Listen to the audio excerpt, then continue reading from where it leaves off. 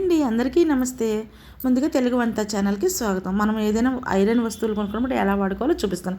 అందరికీ తెలిసే ఉండొచ్చు, నా స్టైల్లో చూపిస్తాను. నేను దోశ తవా కొనుక్కున్నాను, ఎలా వాడుకోవాలో చూపిస్తాను. ఫస్ట్గా మనం ఇది క్లీన్ చేసుకోవాలండి. దాన్ని మనం ఒక వాటర్లో ములిగేదాకా పెట్టేయాలి 3 అవర్స్. ఒక 2-3 అవర్స్ అలా ఉంచేస్తే తుప్పు మొత్తం బయటకు వస్తుంది. దీన్ని నీట్గా క్లీన్గా చేసేసుకోవాలి. ఏం చేస్తామంటే వాటర్ మార్చుకుంటూ ఒక స్టీల్ పీస్ తీసుకుని సోప్తోనూ అలా స్టీల్ పీస్తో తోముతూ ఉండాలండి. అలా 4 సార్లు వాటర్ మార్చుకోవాలి. వాటర్ మసక లేకోకుండా నీట్గా ఫ్రెష్గా వాటర్ వచ్చే వరకు కూడా అలా కడిగేసుకోవాలి. పెద్ద కష్టమేమి కాదండి, వెంటనే అయిపోతుంది, ఒక 10 మినిట్స్ అంతేను. ఈ మొత్తం ఫ్రెష్ వాటర్ అయిన తర్వాత నేనైతే 5 సార్లు కడిగానండి.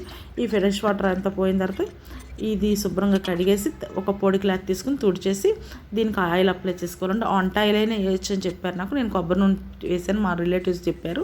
మొత్తం ఆయిల్ టిష్యూ పేపర్ మీద వేసుకుని అప్లై చేశాను. టిష్యూ పేపరే అవసరం లేదండి, మీ దగ్గర క్లాత్ ఉన్నా క్లాత్తో వేయచ్చండి. టిష్యూ పేపర్ వైట్గా ఉంటుంది కదా, మట్టి ఏమైనా ఉంటుంది, తుప్పు ఏమైనా ఉంటే కనిపిస్తుందని నేను టిష్యూ పేపర్ ఉన్నాయి కాబట్టి యూస్ చేశాను.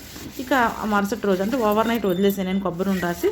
ఆ మరుసటి రోజు మార్నింగ్ టిష్యూ పేపర్ తీసుకుని ఆయిల్ మొత్తము ఆ టిష్యూ పేపర్తో తుడిచేస్తే ఇలా నల్లగా వచ్చేస్తుంది. ఆ తుప్పు మొత్తం పోయేదాకా మళ్ళీ ఇంకోసారి శుభ్రంగా కడిగేసుకున్నానండి. అంతే, మనం వాడేసుకోవచ్చండి. ఇంకో చూడండి, టిష్యూ పేపర్తో తుడిస్తే ఫ్రెష్గా ఉంది. అందుకే స్టవ్ మీద పెట్టుకుని కొంచెం వాటర్ పోసుకుని వేడయ్యాక వాటర్ పారపోసి ఇంకా మనం ఏదైనా వాడుకోవచ్చు, అంతే.